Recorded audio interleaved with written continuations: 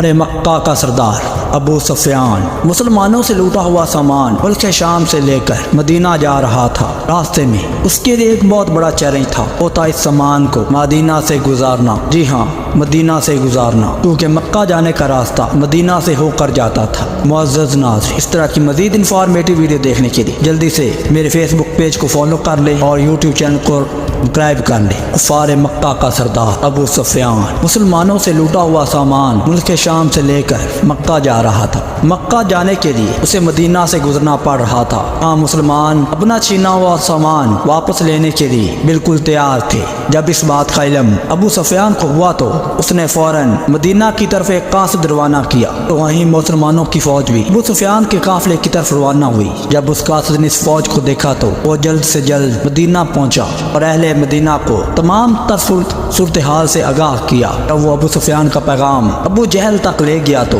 ابو جہل نے سب سے پہلے پوچھا کہ مسلمانوں کی فوج میں کتنے آدمی تھے، تو قاصد نے جواب دیا کہ تقریباً 313۔ ابو جہل نے کہا کہ ہم 1000 فوجیوں کا لشکر لے جائیں گے۔ پھر ابو جہل نے پوچھا کہ مسلمانوں کی فوج میں کتنے گھوڑے تھے، اس قاصد نے جواب دیا کہ تقریباً 2۔ ابو جہل نے بڑے ہی غصے سے کہا کہ مسلمانوں کی فوج کے لشکر میں اونٹ کتنے تھے، قاصد نے جواب دیا کہ تقریباً 70۔ ابو جہل نے کہا کہ ہم 170 اونٹ لے کے جائیں گے، لیکن اس سب کے دوران اپنے مین راستے کو چھوڑ کسی اور راستے کو اختیار کرتا ہوا مسلمانوں کی فوج سے بچ نکلا اور بھاگ گیا۔ تو وہیں کفار مکہ کے کچھ سرداروں نے کہا کہ اب ہمیں جنگ کی کوئی ضرورت نہیں، کیونکہ ہمارا سامان بحفاظت پہنچ جائے گا۔ لیکن ابو جہل نے بڑی ہی گرج دار آواز میں کہا کہ اب ہم مسلمانوں کی فوج کو تہس نہس کر دیں، کیونکہ ہمارے پاس ایک مسلمان کو مارنے کے لیے تقریباً 3 لوگ موجود ہیں۔ اب یہ جنگ تو ضرور ہوگی۔ وہیں مسلمانوں کی فوج نے میدان جنگ میں اپنا پڑاؤ ڈال لیا تھا، لیکن راتوں رات مسلمان فوج نے اپنی جنگ کی اسٹریٹجیز کو چینج کیا۔ خود کو مضبوط کرنے کے لیے ایک جگہ سے دوسری جگہ شفٹ ہوئے۔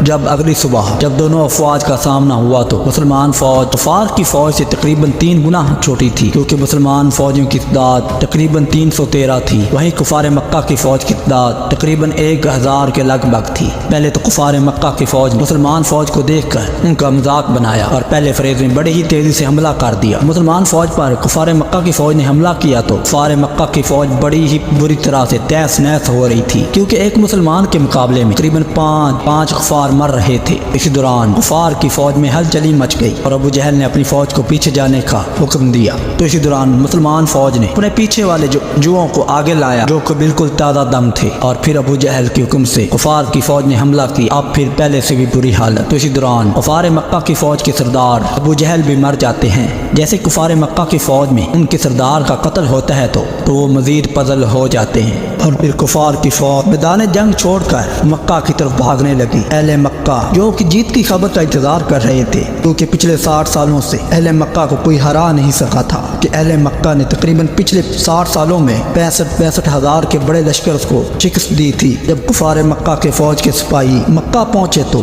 انہوں نے ہار کی خبر سنائی، تو اہل مکہ کو اس بات پر یقین نہیں ہو سکتا تھا، کیونکہ ان کو ہار تسلیم ہی نہیں۔ اور پھر کفار کی فوج کا بچا کچا قافلہ جب مکہ پہنچا تو انہوں نے اپنی ہار کی تصدیق کی، تو مکہ میں غم اور رنج، ہر طرف غم کے بادل چھا گئے تھے۔ اس طرح کفار مکہ کی فوج مسلمانوں کی 313 کی فوج سے ہار گئی۔ اس کے بعد مسلمانوں کا رعب و دبدبا مکہ میں غالب آنے لگا، اور مکہ کے لوگ کہیں نہ کہیں آپ صلی اللہ علیہ وآلہ وسلم کو لیڈر تسلیم کرنے لگے۔ تو معزز ناظرین، یہ تھا جنگ بدر کا احوال۔ تو کیسی لگی ہماری آج کی ویڈیو؟ اگر ویڈیو اچھی لگی ہو تو ویڈیو کو لائک کر میرے فیس بک پیج کو فالو کر لیں اور یوٹیوب چینل کو سبسکرائب کر لیں، تاکہ مزید انفارمیٹیو ویڈیو سب سے پہلے آپ تک پہنچ سکے۔ انشاءاللہ اب ہم ملتے ہیں نئی ویڈیو میں نئے ٹاپک کے ساتھ۔ تب تک